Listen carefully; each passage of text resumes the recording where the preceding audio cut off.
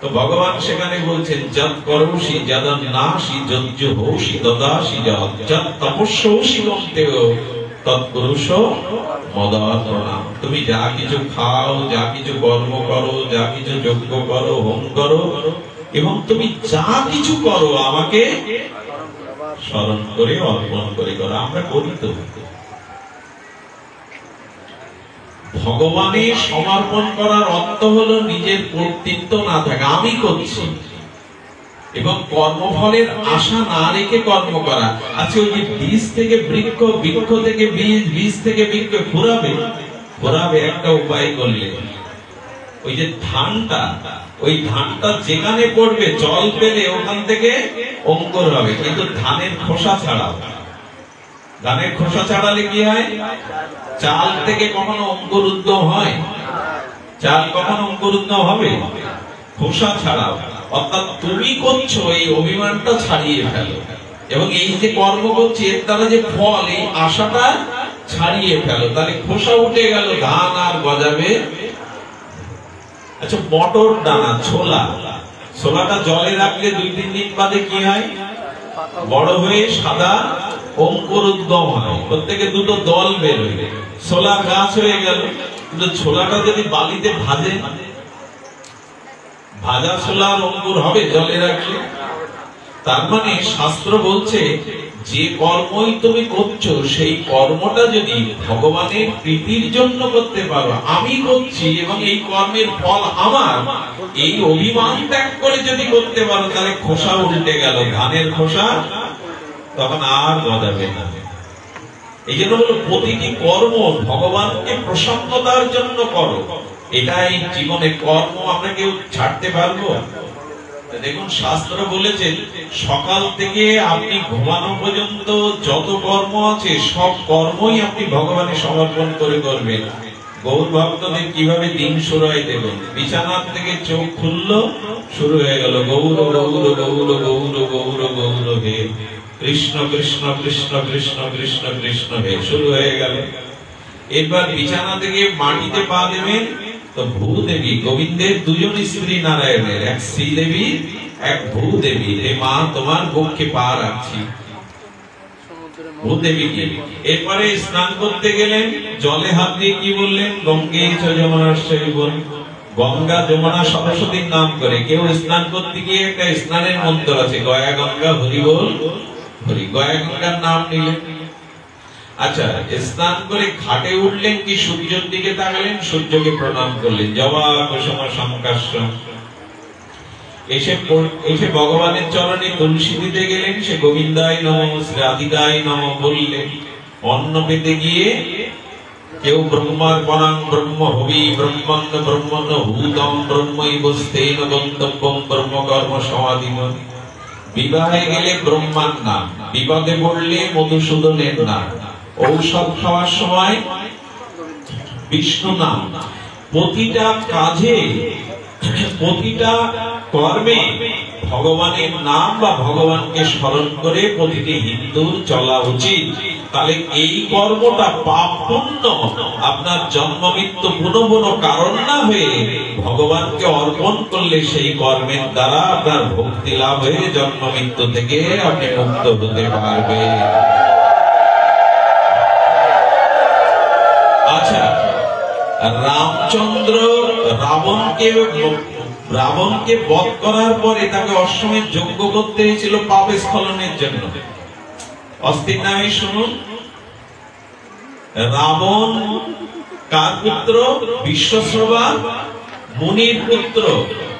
তো রামচন্দ্রের হাতে রাবণ বধ হওয়ার কারণে অশ্বমেধ যজ্ঞ করতে হয়েছিল রামকে। যারা রামায়ণ পড়েছেন জানেন।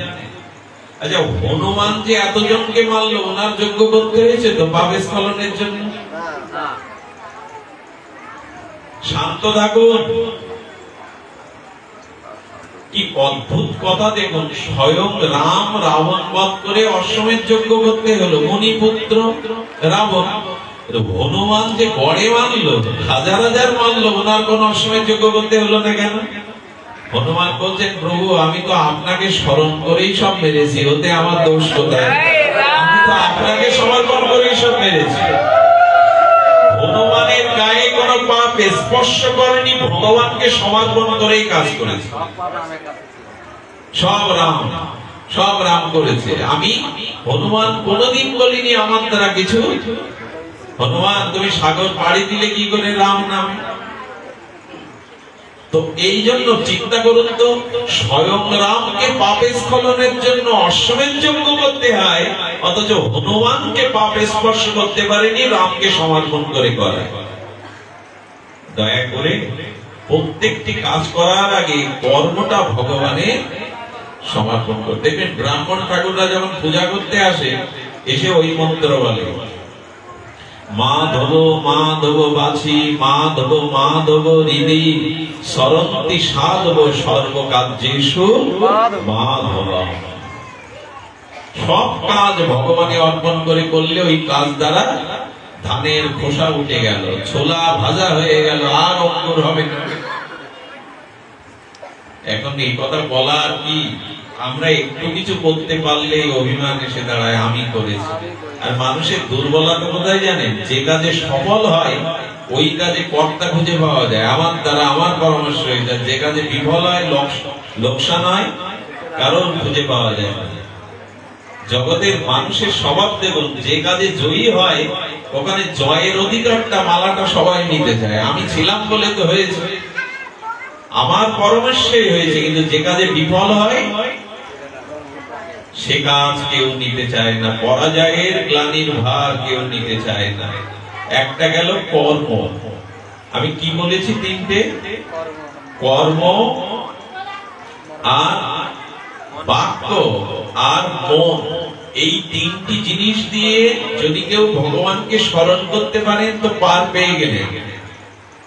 প্রথমটা কর্ম বললাম, এত সূক্ষ্ম কথা ভালো লাগে না, আমরা একটু ভক্তির দিকে যাই, একটু সরসতার দিকে যাই। এরপর বাক্য, এটা আপনাদের শুনতেই হবে, কষ্ট হলেও, গরমে দগ্ধীভূত হলেও এ কথা শুনতে হবে। মানুষের জীবনে সর্ব অমঙ্গলের কারণ হলো এই কথা, বাক্য।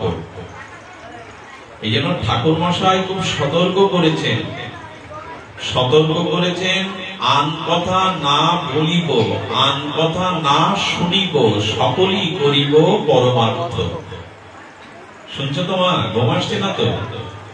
আন কথা মানে ভগবত কথা ব্যতীত, শাস্ত্র কথা ব্যতীত যত বিষয় কথা, এগুলিকে বলে আন কথা। আচ্ছা, আমরা যখন ব্যাসাসনে এইসব বলি তখন আপনারা তো সরাসরি প্রশ্ন করতে পারেন না, কিন্তু প্রশ্ন এসে যায়। যারা ব্যবসা করে, যারা চাকরি করে, তাদের কথা বলতে হয় না অন্য কথা? খরিদ্দার বা গ্রাহক আসলে বলতে হয় কিনা? এগুলো তো আন কথা, কৃষ্ণ কথা না। তো বলে সংসারের জন্য, জীবিকার জন্য, চাকরি ব্যবসাতে যে কথা বলতে হয় বলো, কিন্তু এর বাইরে চাকরি বা ব্যবসা বা কর্মের কারণে যে কথাগুলো গ্রাহককে, খরিদ্দারকে বলা দরকার বলো, কিন্তু এর বাইরে কোনো আন কথা শুনতে বা বলতে যেও না। মানুষের জীবনে সর্বোত্তম পতনের, স্খলনের কারণ হলো এই শব্দ, এই কথা। দেখুন, দশরথের স্ত্রীদের মধ্যে কইকেয়ী ছিলেন বিদুষিনী, কইকেয়ীর মতো প্রজ্ঞাবতী নারী, এমনকি যুদ্ধ জানতেন, অত্যন্ত প্রজ্ঞাবতী। না হলে কি ভরতের মতো সাধু তার গর্ভে আসে? কইকেয়ীর গর্ভে কে এলো? ভরতের মতো জগৎখ্যাত সাধু এলো। তো সেই কইকেয়ী কতটা মেধা সম্পন্ন ছিল, কিন্তু আন কথা শুনতে গিয়ে তার জীবনে সব শেষ হয়ে গেল। মন্থরার কথা কানে নিয়ে গিয়ে বললে তুমি যা বলবে তাই। শেষে কইকেয়ীও বলে বললো তুমি যা বলবে তাই। আন কথা, অসৎ কথা, অসৎ ব্যক্তির দ্বারা আপনার কানে গেল তো কইকেয়ীর দশা এসে গেল। কইকেয়ীর মতো এত বিজ্ঞ রমণীয় শেষে মন্থরাকে বললো তুমি যা বলবে তাই। সবার কথা কানে নিতে নেই, সবার কথা কানে শুনতে গেলে কইকেয়ীর মতো দুরবস্থা আমাদের হতে পারে। তাই অনুরোধ করব, চার টেবিলে আর গল্প গুজব করে আন কথা যত নাও বলতে পারেন, একটা আন কথা আপনার ভিতরে গেল তো চিত্তটা দোদুল্যমান করে দিল, ওই দিকে টেনে নিয়ে গেল। এই জন্য ঠাকুর মশাই বললেন, ব্যবসা চাকরির ক্ষেত্রে যেটুকু বলতে হয় বলো, বাইরে এসে আর কথা বলো না। কৃষ্ণ কথায় কথা, সব বৃথা ব্যথা। কৃষ্ণ কথায় কথা। আজকে যত দ্বন্দ্ব সংঘাত তার মনে হলো এই কথা, যত দ্বন্দ্ব, যত সংঘাত, যত দলাদলি তার মনে হলো কথা। এই জন্য শাস্ত্র বলছেন, ঠাকুর মশাই বলেছেন, আন কথা বলবে না, আন কথা শুনবে না। যদি কিছু শুনতে হয়, বলতে হয়, সকলই করিব পর মাত্র। বলতে হয় তো ভগবানের কথা বলো, শাস্ত্রের কথা বলো। অন্য কথা শোনা এবং বলাটা দুটোই পরমাত্মের ক্ষতি। এ আর আমরা মেনেছি। বাজারে বসে যদি চাপ চমক দিয়ে শুরু করি, আমার বড় জামাই ওসি, পাশে যারা থাকে তারা বলে মেজ জামাই কি, বেড়ে যায়, আগ্রহ বেড়ে যায়। মেজ জামাই হলো প্রফেসর, তাহলে ছোট জামাই নিশ্চয় ইঞ্জিনিয়ার। গল্প একবার শুরু হলে শুরু হয়ে যায়। এসব গল্প করে আসেটা কি জীবনে? প্রাপ্তিটা আসে কি? এই জন্য লক্ষ্য করবেন, আমার এই দুটো পদ খুব ভালো লাগে। একটা ভজনের পদ, চার মুখে ভাই হরি কথা নাই, পরেরটা আপনারা বলুন, তার কাছে তুমি। এত কঠিন কথা সরল করে সঙ্গে, যার মুখে ভাই হরি কথা নাই, তার কাছে তুমি।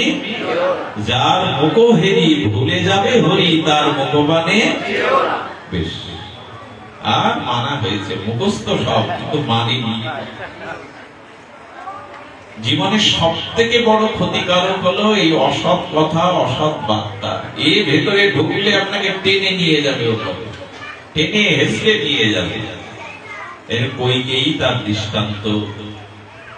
তাহলে প্রতিটি বাক্য, প্রতিটি কথা শাস্ত্র বলেছে যে না, ভগবানে প্রযুক্ত করে বলো, ভগবান যুক্ত কথা বলো, তাহলে পরমাত্ম তোমার জীবনে আপনিতেই হয়ে যাবে। দুটি বললাম, কি বললাম? কর্ম বাছা, কর্মসা বাছা মনসা। 3 পেজ এক জায়গায় না হলে অটোমিল চলে তো, বড় মোটর চলে তো, 3 পেজ এক জায়গায় না হলে। তো সেই দিন তোমার ভগবানের ভক্তির আলো, প্রেমের আলো জ্বলবে যেদিন 3 পেজ এক জায়গায় হবে।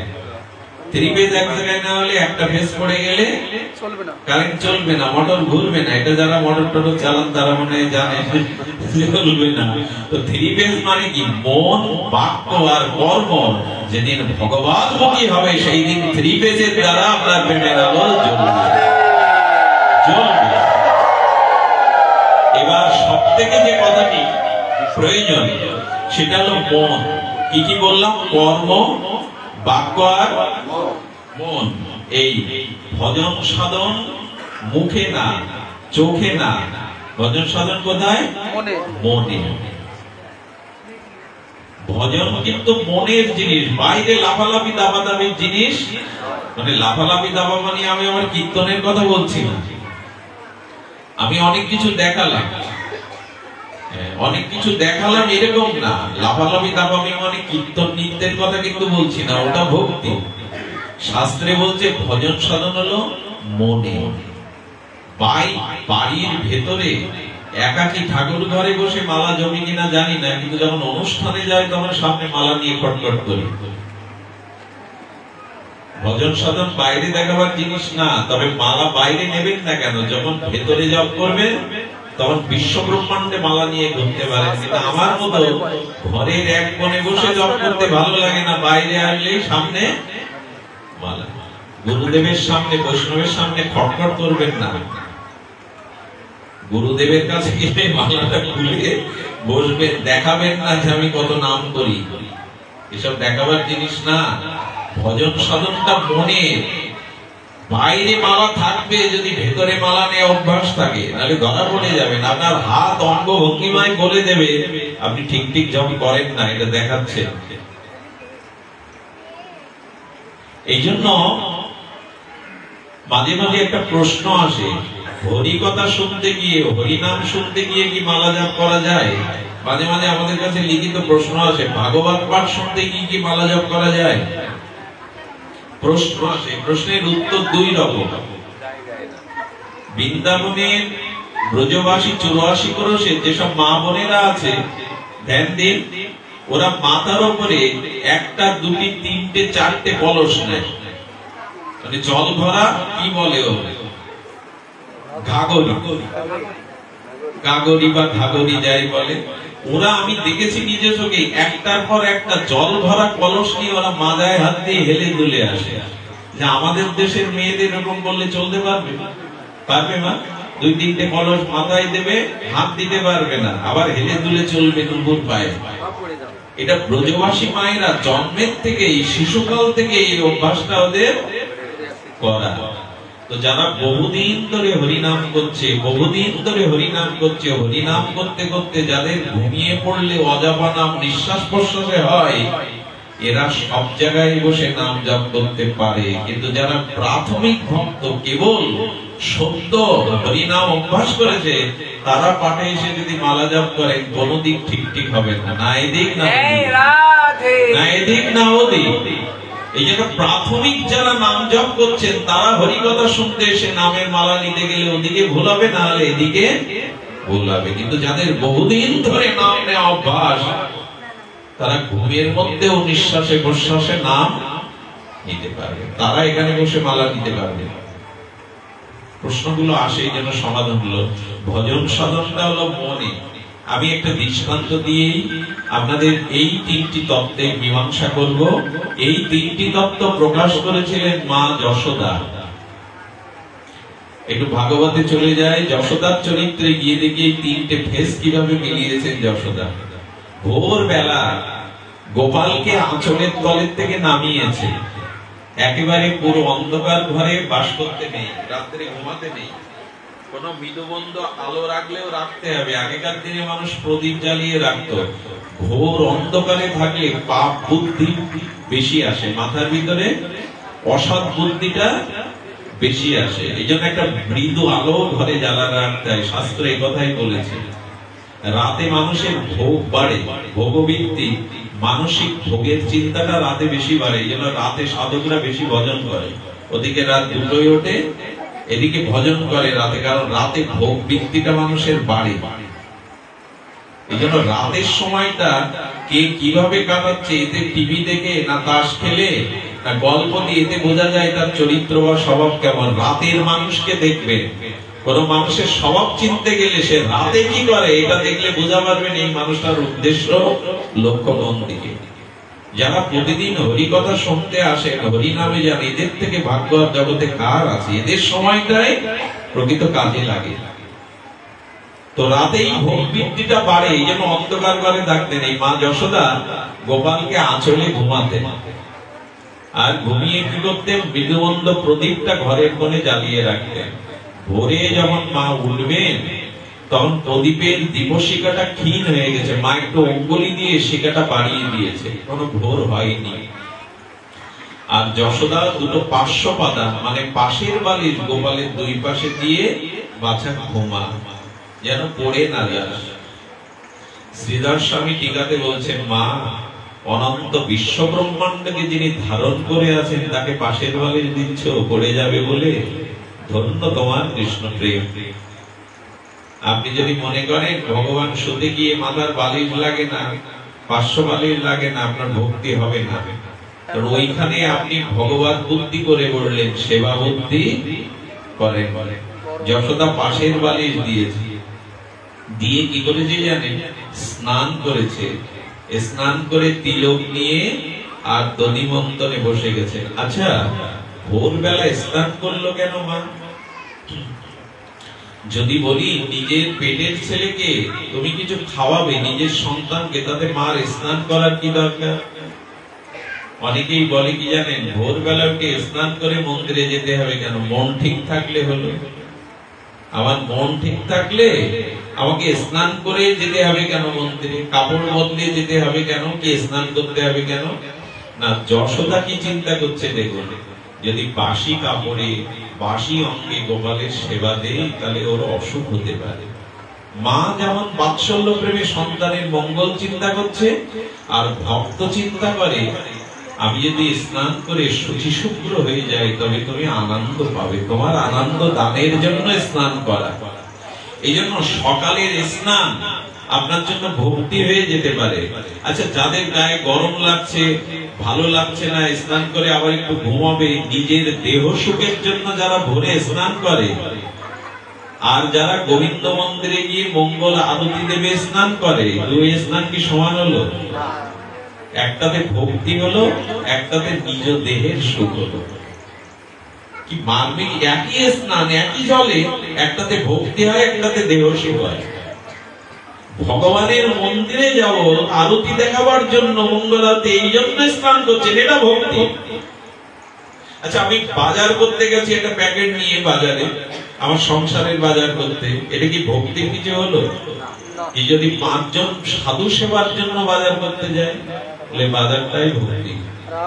কি অদ্ভুত হলো, ভগবানের উদ্দেশ্যে যা করা হয় সেটাই ভক্তি। ভগবান প্রীতির জন্য, ভক্ত প্রীতির জন্য যা করা হয়। শুনুন, মা যশোদা স্নান করে আর সেই দধি নিয়ে বসেছে। একদা নন্দগেহিনী, একদা প্রভাতে নন্দগেহিনী দধি মন্থন করছেন। আচ্ছা, দধি মন্থনটা কার জন্য? যশোদার জন্য। মাখনটা কার জন্য? গোবিন্দের জন্য। তার মানে কর্মটা যশোদা জগৎকে শিক্ষা দিচ্ছেন, কর্মটা কার জন্য করতে হবে? ভগবানের জন্য। দধি মন্থনটা কর্ম, ক্রিয়া, সেটা কার জন্য? মাখনটা গোপালের জন্য। যশোদা শিক্ষা দিল, যে কর্মই করছো সেটা ভগবানকে মনে করে করো। যশোদা আবার বলবেন, হাত তো কর্ম হচ্ছে গোবিন্দের, এই নবনীত তুললে আস্বাদ্য নবনীত গোবিন্দকে দেব, কিন্তু বদনকে বলছেন, জিহ্বা বা মুখকে বলছেন, তুই কেন বসে থাকবি, তুই গুনগুন করে গোবিন্দের গুণকীর্তন কর। আমি আগেই বলেছি, কর্মণ্যা মনসা বাচা, অর্থাৎ কর্ম, মন আর বাক্য, এই তিনের দ্বারা যখন আপনি ভগবানকে স্মরণ করতে শুরু করবেন, তখনই কি দশা হয় দেখুন, কি প্রাপ্তি হয় দেখুন। যশোদা মুখে মুখে গোবিন্দের গুণকীর্তন করছে, আর সেই গুণকীর্তন ভেদ করে ব্রহ্মালোক ভেদ করে বৈকুণ্ঠে চলে যাচ্ছে। আর যশোদা মা মনকে বলছে, তুমিও ভাই কেন পড়ে থাকবে? আহা, আমার হাত গোপালের কর্ম করছে, ননি তুলছে, আমার মুখ গোপালের গুণকীর্তন করছে, আর মনকে বলছে তুমিও ফাঁকা থাকবে কেন? ওগো, তুমি গোবিন্দের লীলাগুলি, যেমন রঙ্গন ক্রিয়া, গোবিন্দ কিভাবে হামাগুড়ি দেয়, কিভাবে সে পুতনাকে বধ করলে, এই লীলাগুলো মনে মনে স্মরণ করো। দশরা মানে মা যশোমতী মায়ের 3 ফেস এক জায়গায় হয়ে গেল। কি হলো? কর্ম, বাক্য আর মন। মনে মনে গোবিন্দের লীলা চিন্তা, মুখে গোবিন্দের গুণকীর্তন, আর হাতে গোবিন্দ সেবা। তনু মন প্রাণ যেই করলো, কি ঘটে গেল জানেন? কৃষ্ণ তখন পেছনে উঠে মার আঁচল ধরে মাকে ডাকছে। তখনও ঘুম থেকে ওঠার সময় হয়নি গোপালের, আগে উঠেছে। মা, মা, ক্ষুধা লেগেছে। শাস্ত্র এখানে কি বলছেন দেখুন ভাগবতে। যশোদা চিন্তা করেছে গোপাল ঘুমায়, কারণ এখন যদি ঘুম থেকে ওঠে আমাকে কোনো কাজ করতে দেবে না। মায়েরা তো তাই করে সকালে, ও যদি ওঠে তাহলে আমার কোনো কাজ করতে, অর্থাৎ ভগবানকে ঘুম পাড়িয়ে রাখার চেষ্টা করছে যশোদা, যাতে এই কাজগুলো করি। কিন্তু তনু মন প্রাণ দিয়ে ভগবানকে ডাকছে। ভগবান সংকেত দিচ্ছে, আমাকে ভুলে থেকেও যদি, অর্থাৎ আমার কাছে না এসেও যদি কেউ তনু মন প্রাণ দিয়ে আমাকে স্মরণ করে, তখন তাকে আমার কাছে আসতে হয় না, আমাকে তার কাছে যেতে হয়, আমি তার কাছে যাব। আমরা কাজ করছি, মুখে কথা বলছি, মনে অনেক কিছু স্মরণ করছি, কিন্তু ভগবান কেন্দ্রিক না হয় আমাদের কাছে কৃষ্ণ আসছে না। আপনাদের কি বলবো, ওই দিন কৃষ্ণ ডাকতে ডাকতে কেঁদে ফেলেছে, ক্ষুধা লেগেছে। মা খেতে দাও, মা খেতে দাও, ক্ষুধা লেগেছে। কাঁদতে কাঁদতে রাতের কাজল গুলো আর চোখের জলে এক অদ্ভুত রূপ ধারণ করেছে গোপাল। শাস্ত্র বলছে ওই দেখো ভক্ত শুধু ভগবানকে ডাকে না, আজ ভগবানই পেছনে এসে ভক্তকে ডাকছে মা মা বলে। কি অদ্ভুত ভাগবত চরিত্র! যদি কর্ম বাক্য মনের দ্বারা ভগবানকে স্মরণ করতে পারেন, আপনাকে ভগবানের কাছে যাওয়া লাগবে না, ভগবান আপনার কাছে আসবে। আর কি বলছেন? তখন আপনি ভগবানকে কি ডাকবেন? ভগবানই আপনাকে ডাকতে থাকবে, শুধু ডাকতে থাকবে না, বলে উঠতে চাইবে। যশোদা পেছনে ফিরে দেখলেন তার গোপাল কাঁদছে, চোখের জলে মা মা বলে ডাকছে। বলে নিলেন মা যশোদা। শাস্ত্র এটাই বলল, ভাগবত এটাই বললেন, জানালেন জগৎকে, তোমার বাক্যের দ্বারা, তোমার মনের দ্বারা তুমি চিন্তা করো। একটা কথা বলি আপনাদের, দেখুন আমরা যে ভজন পেয়েছি রাধাকুণ্ডের, সেই ভজনটা হলো সাধন শরণ লীলা। এইটুকু বলেই পার বিশ্রাম। তবে এইটুকু একটু ধ্যান দিন, আমাদের ভজন সাধনটা তো মনে মনে লীলা স্মরণ। কি বললাম? মনে মনে ভগবানের লীলাকে স্মরণ। আপনি হাতে যে কাজ করুন, সে ঘর ঝাড় দিন, রান্না করুন, যে কাজ করুন, আপনি মনে মনে অন্তত ভগবানের লীলা স্মরণ করুন। সাধন শরণ লীলা ইহাতে না কর হেলা, কাই মনে করিয়া সুসা। তুমি মনে মনে ভগবানের লীলা চিন্তা করো, তাতে কি হবে? যশোদা মা যেমনি করে গোপালকে পেল, তুমিও তেমনি করে ভগবানকে পাবে। আচ্ছা, মনে মনে স্মরণ হয় কিভাবে? রূপ সনাতন মহাপ্রভুর কাছে চিঠি লিখেছিলেন, প্রভু রাজ কর্মচারী আর কাজ করতে করতে করতে করতে বিষয়ে অন্ধ হয়ে গেছি, প্রভু কৃপা করে করুণা করে আমাদের পথ দেখাও। সনাতন রূপ লিখেছে চৈতন্য মহাপ্রভুর কাছে। প্রভু 2 লাইনে একটা চিঠির উত্তর দিয়েছিলেন। আহা, পৃথিবীতে এরকম দৃষ্টান্ত আমি দ্বিতীয় পাইনি। হেও দৃষ্টান্ত, নিচু দৃষ্টান্ত, মহাপ্রভুর মুখে এরকম দৃষ্টান্ত মানায় না, তবু প্রভু দিলেন। চৈতন্য মহাপ্রভুর মুখে এরকম দৃষ্টান্ত মানায় না, হেও দৃষ্টান্ত, নিচু দৃষ্টান্ত, কিন্তু এর থেকে বড় দৃষ্টান্ত আর জগতে নাই। মহাপ্রভু কি লিখলেন? পরবেশিনী নারী ব্যগ্রা বিগির কর্মসু তদেবা আসমাদনাত্ম নবসঙ্গ রসায়না। পৃথিবীতে এরকম উত্তর হতে পারে? মহাপ্রভু বলছেন কি, যারা কুলোটা নারী, অসতী নারী, যারা পতিভ্রষ্টা, কুলোটা অসতী নারী কি করে? সকাল থেকে ব্যগ্রা বিগৃহ কর্মসু, অর্থাৎ ক্ষিপ্রতার সহিত স্বামী সংসারে সব কাজ করে, রান্না বান্না, খাওয়া দোয়া, মোছা, প্রতিপালন সব করে, ক্ষিপ্রতার সহিত স্বামীর সংসারের দিকে সব কাজ করে, কিন্তু মনটা ফেলে রাখে কার দিকে? মনে মনে সেই পরপতি উপপতি পরপুরুষের সাথে মনে মনে নূতন নূতন রসে, নূতন নূতন ভাবনায় সে মিলিত হয়। আচ্ছা, মহাপ্রভু এরকম দৃষ্টান্ত দিচ্ছেন, পরবেশিনী নারী, অসতী কোনটা রমণী যেমন সংসারের সব কাজের মধ্যে সেই উপপতির চিন্তা করতে থাকে, নূতন নূতন রসে, নূতন নূতন ভাবে রূপ সনাতনকে বললেন, তেমনি তোমরাও সংসারের কর্মের, বিষয় কর্মের থেকে মনটা পরমপতি কৃষ্ণের দিকে দিয়ে দাও। এর থেকে দৃষ্টান্ত মহাপ্রভু আর খুঁজে পাননি।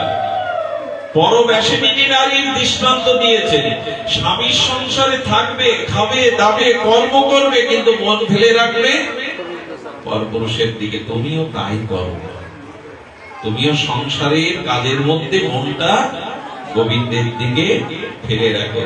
যদি ফেলে রাখতে পারেন, যদি মনে মনে স্মরণ করতে পারেন, তাহলে ভগবান এই মনের স্মরণের দ্বারায় আপনাকে গ্রহণ করবে। তার ছোট্ট একটা দৃষ্টান্ত এই। আমি কতবার যে বলেছি কথাটি, কতবার যে আস্বাদন করতে গিয়ে বিমোহিত হয়ে গেছি, আপনারাও একটু শুনুন। মথুরাতে এক মুসলিম ঘরের ছেলে ছিল, 14-15 বছর বয়স। এই ছেলেটার পূর্বে কি সংস্কার ছিল জানি না, মথুরায় জন্মেছে তো রাধারানীর মন্দিরে যেতেন প্রতিদিন।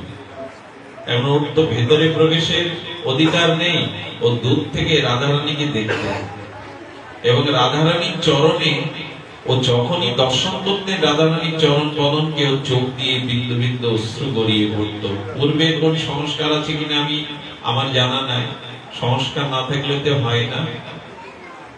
তো বিন্দু বিন্দু প্রেমাশ্রু ফেলে ও চোখের জলে বুক ভাসাতো।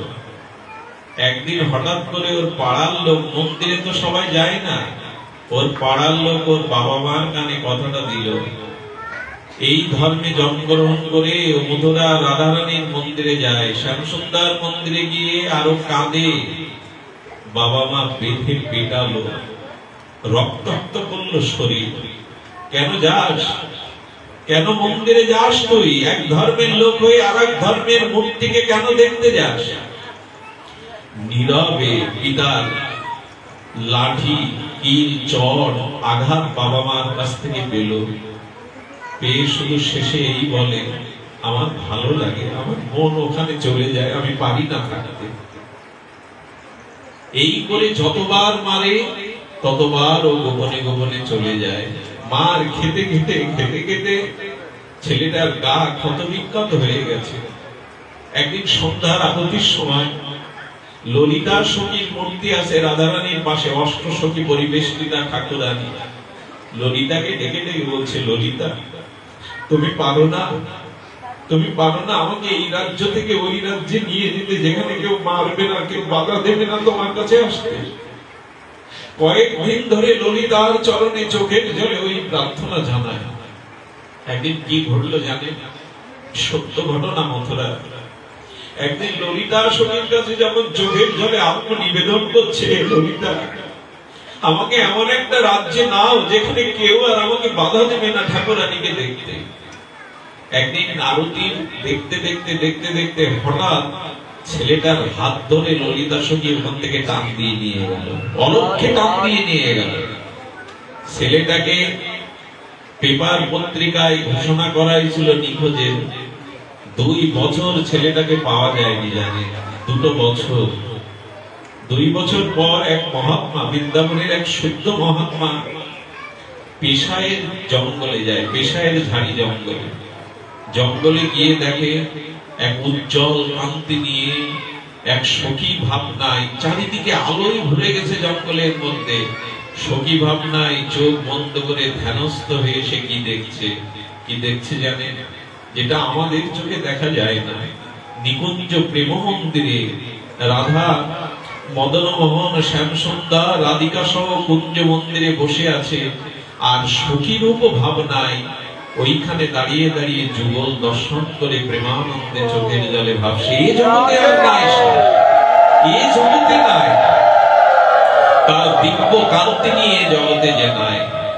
শুনুন, ঠাকুর মশাই যে বলেছে, রাধা কৃষ্ণ প্রাণমোর যুগল কিশোর, জীবনে মরণে গতি আর নাহি মোর।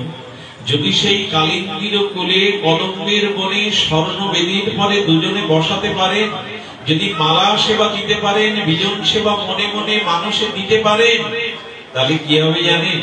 এটি দিতে দিতে রাধারানী একদিন ললিতা বিশাখাকে দিয়ে আপনাকে তার সেবার কুঞ্জ মন্দিরে নিয়ে দেবে। রাধারানীর সেবা করে কজন জানেন? 20 কোটি 8,000 দাসী। কজন? যদি বলেন এই গল্প কোথা থেকে শিখেছে, গল্প আমি না, রূপ গোস্বামী হলো রূপমঞ্জরি। তিনি দেখে দেখে প্রমাণ করেছে রাধারানীর সেবিকার সংখ্যা 20 কোটি 8,000। কেউ যদি মনে মনে গুরুদেবের দেওয়া এই লীলা স্মরণ করতে পারে, এইভাবে স্মরণ করতে পারে, একদিন এই দেহ ত্যাগ করে আর সখীরূপ ভাব প্রাপ্ত হয়ে ওই 20 কোটি 8,000-এর মধ্যে আপনিও একদিন প্রবেশ করতে পারেন, যদি ওই জাতীয় ভজন আপনি করে যান। এই জন্য তো ভক্তি দেবীকে আমরা গাইছি, এই মনের অভিলাষ বিলাস কুঞ্জে, সেই বিলাস কুঞ্জে আপনি পৌঁছাতে পারেন এই মায়াময় কামনা শরীর ত্যাগ করে, যেদিন সখীর ভাব আপনি প্রাপ্ত হবে।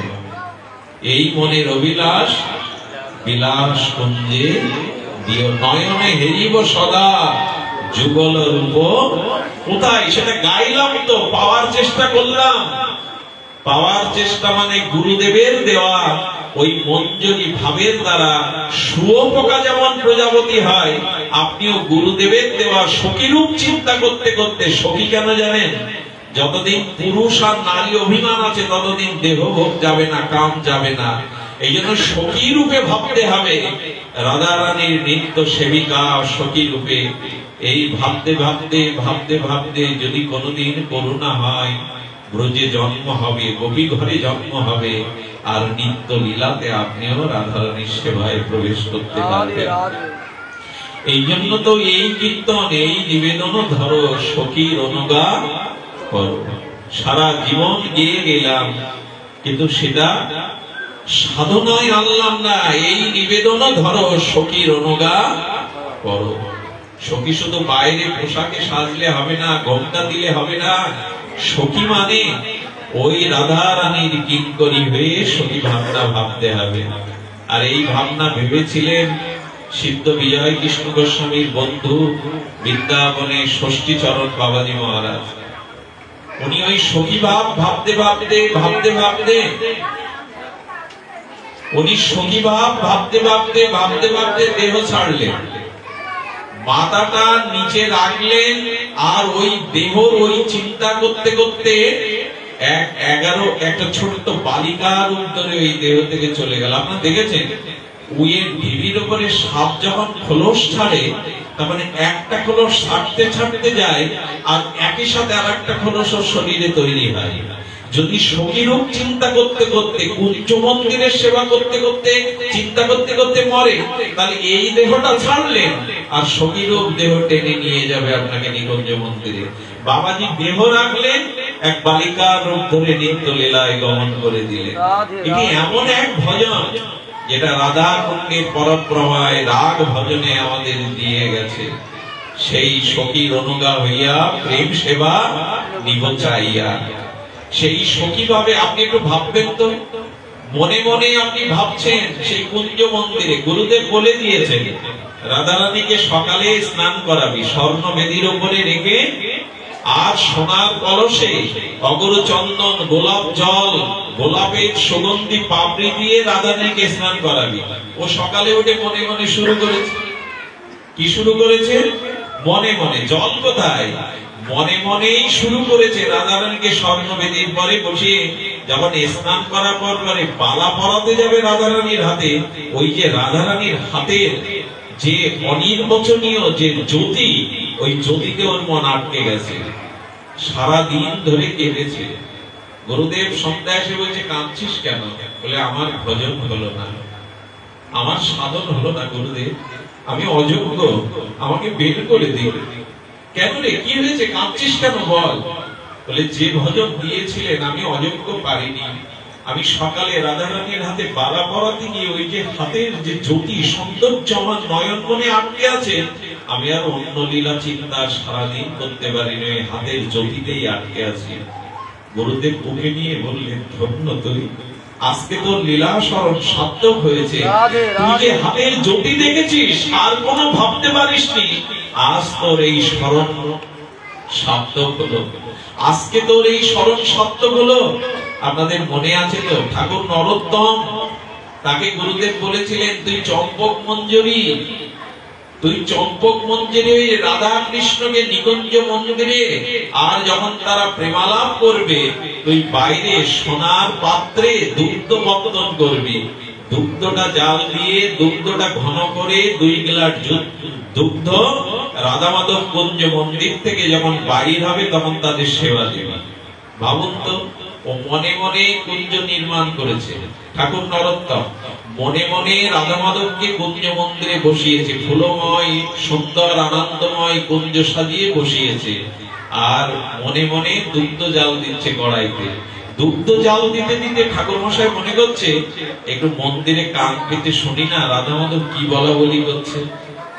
এই রাধা মাধবের প্রেমালাপ শুনতে গিয়ে অনেকটা দেরি হয়ে গেছে। হঠাৎ চমকে উঠেছে মনে মনে, বাইরে না কিন্তু, আরে দুধের পোড়া গন্ধ বেরোচ্ছে, দুধটা অনেকক্ষণ অগ্নির উপরে দুধ তো পুড়ে গেছে, দুধ পোড়া গন্ধ বেরোচ্ছে, সঙ্গে সঙ্গে নামাতে গেছে। যেই না নামাতে গেছে ঠাকুর নরোত্তমের বাইরের হাত ছেঁকা খেয়ে পুড়ে গেছে। কোথায় মনের দুগ্ধ, বাইরের হাত, দুই হাত পুড়ে গেছে। এ হয় এই ভজন এমন শক্তিশালী জিনিস, এটা কেমন জানেন? ওই উচ্চ বারান্দা থেকে শিশু সন্তান পড়ে যেতে দেখে যদি মা, 2 হাত দূর থেকে পড়ে যাচ্ছে ছেলেটা, আমার মনে হয় ছেলেটার আঘাত কতটা লাগে জানি না, কিন্তু মায়ের আঘাতটা ওর থেকে বেশি লাগে। স্মরণ করলে ওই হৃদয়ের যখন ঠাকুর নরোত্তমের হাত পুড়ে গেছে, হাতটা ঢেকেছে, ডেকে শ্রীনিবাস আচার্যকে জাগাতে গেছে, প্রভু উঠুন, বেলা হয়ে গেছে, স্নান করবে। শ্রীনিবাস আচার্য তখন কি করছেন জানেন? শ্রীনিবাস আচার্য তখন কি করেছে? উঠে বলছে, কিরে হাত ঢাকা কেন? হাতে জপের মালা? না প্রভু, হাতে জপের মালা না তো, হাত ঢেকেছিস কেন? গুরুদেবকে বলতে চাচ্ছে না, হাত ঢেকেছিস কেন? জপের মালা না। যেই হাতটা উঠেছে দেখছেন হাত পুড়ে গেছে। তখন গুরুদেব বললেন, কিরে হাত পোড়ালি কি করে? তখনই চরণে পড়ে বললেন, ক্ষমা করুন, আমি আপনার যোগ্য অযোগ্য শিষ্য, আমি যোগ্যতা রাখি না। আমাকে সেবা দিলেন দুগ্ধ বর্তনে, কিন্তু দুধ আমি পুড়িয়ে ফেলেছি। সেই তপ্ত কড়ায় দুধ নামাতে গিয়ে আমার হাত পড়ে গেছে। গুরুদেব জড়িয়ে ধরে বললেন, তোরা স্মরণ সার্থক হলো, তোরা লীলা সার্থক হলো। দেখুন এই যে মনে মনে লীলা স্মরণকে এত বলবতী হয়। প্রতিষ্ঠানপুরের ব্রাহ্মণ, সেই ব্রাহ্মণ যুবক ব্রাহ্মণ, গো রাখাল, গাভী রেখে বেড়ায়, ওর থেকে যা আয় হয়, লেখাপড়া শিখিনি, দরিদ্র ব্রাহ্মণের ঘরে জন্ম। ভাগবত পাঠে শুনেছে, মনে মনে ভোগ লাগালেও ভগবান পায়। আরে এই কথা শুনে সে গরুগুলোকে ছেড়ে দিয়ে বটের ছায়ায় বসে মনে মনে মণিমুক্তা দিয়ে মন্দির তৈরি করেছে, মনে মনে সোনার সিংহাসন করেছে, আর মনে মনেই একটা ক্ষীর রান্না করে পাত্র দিয়ে ক্ষীরটা দিতে গিয়ে দেখছে ক্ষীর দিয়ে ভাব উঠছে, গরম উঠছে। গরমে কখনো তুলসী পাতা দিতে নেই। ও অনামিকা অঙ্গুলি দিয়ে দেখতে গেছে সেবা উপযোগী শীতল হয়েছে কিনা। যেই দেখতে গেছে স্যাক করে আঙুলের অগ্রটা পুড়ে গেছে, ছাই হয়ে গেছে আগুনে। ওই যে তপ্তে আগুন পড়ে গেছে, ওদিকে বৈকুণ্ঠে নারায়ণ মিশ করে উঠেছে। লক্ষ্মী দেবী বলছে, প্রভু তোমার হাতে ব্যথা লাগলো, কিসের ব্যথা? বললেন, দেখো আমার এক ভক্ত মনে মনে আমাকে ক্ষীর দিতে গিয়ে দেখতে গেছে এটা সেবা উপযোগী হয়েছে কিনা, করে আঙুল পুড়িয়ে ফেলেছে। লক্ষ্মী দেবী বলছে, প্রভু এটা আমি বিশ্বাস করি না। মনের ক্ষীরে কারো আঙুল পড়ে, মনের ক্ষীরে কারো আঙুল দগ্ধীভূত হয়। লক্ষ্মী দেবীকে বলছে, তুমি তাকে ডেকেই দেখো। লক্ষ্মী দেবী বৈকুণ্ঠের দূতদের পাঠালেন, বিমান পাঠালেন, ওকে নিয়ে আসো। ওকে বিমানে করে নিয়ে এসে লক্ষ্মী দেবী বলছে, তোমার আঙুলটা দেখাও। দেখে আঙুলের অগ্রভাগটা পুড়ে গেছে। লক্ষ্মী দেবী কি বললেন জানেন? তোর যখন এতই নারায়ণকে সেবার ইচ্ছা, আর তোকে জগতে ফিরে যেতে হবে না, এখানে বসেই সাক্ষাতে নারায়ণ সেবা করতে। আজ থেকে আর তোর ফিরে যেতে হবে না। আমি অনুরোধ করব বাবাদের, মায়েদের, মনটা তো ফাঁকা পড়ে থাকে, মন কোনো না কোনো চিন্তা কিন্তু করবেই, সে সুচিন্তা বা কুচিন্তা।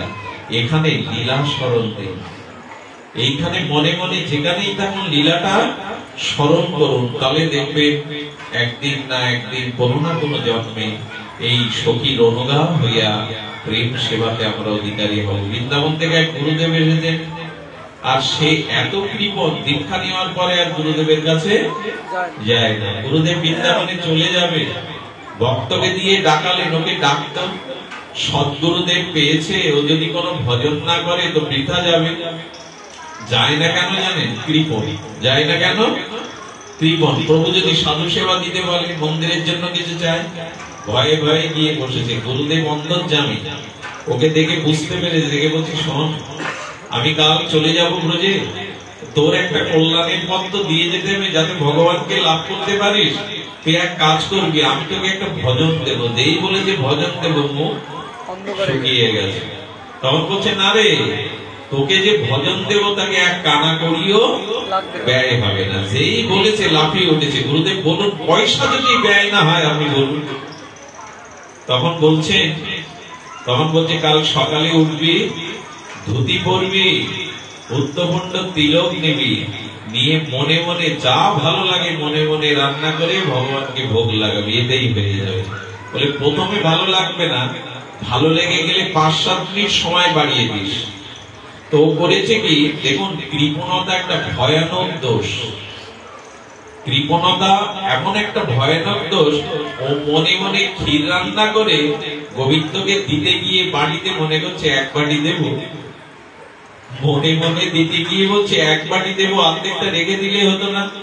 যেই মনে মনে অর্ধেকটা কাটতে গেছে, ভগবান বিগ্রহ রূপে প্রকাশ হয়ে বলছে তোর কি আসে যায়, হ্যাঁ মনে মনে দিবি, তোর কি আসে যায়, হাত জড়িয়ে ধরেছে, সবটা দে, আমি গল্প শোনাচ্ছি না, তোর কি এসে যায়, মনে দিতেও তোর কার্পণ্য। ভগবানকে ডেকে বলছে তুমি প্রকট হয়েছো প্রভু, তুমি আমার সামনে। চরণে লুটিয়ে পড়ে কি করলো জানেন? না না বাবা, চরণে লুটিয়ে পড়ে কি করলো জানেন? চরণে লুটিয়ে পড়ে সেই দিন নিজের সয় সম্পত্তি গোবিন্দের নামে লিখে ব্রজের উদ্দেশ্যে চলল। মনে মনে দিলেও যদি তুমি সবটা চাও, তোমাকে দিলে জীবনে কি হতো। আজ এইটুকুই, আমাদের মঙ্গল কামনা করি, আমাদের আত্মিক কল্যাণ কামনা করি। এইটুকু শুধু নিবেদন, মনে মনে যেন ভগবানের স্মরণটা আমরা করতে পারি। আজ বিষ্ণুদা আসেন।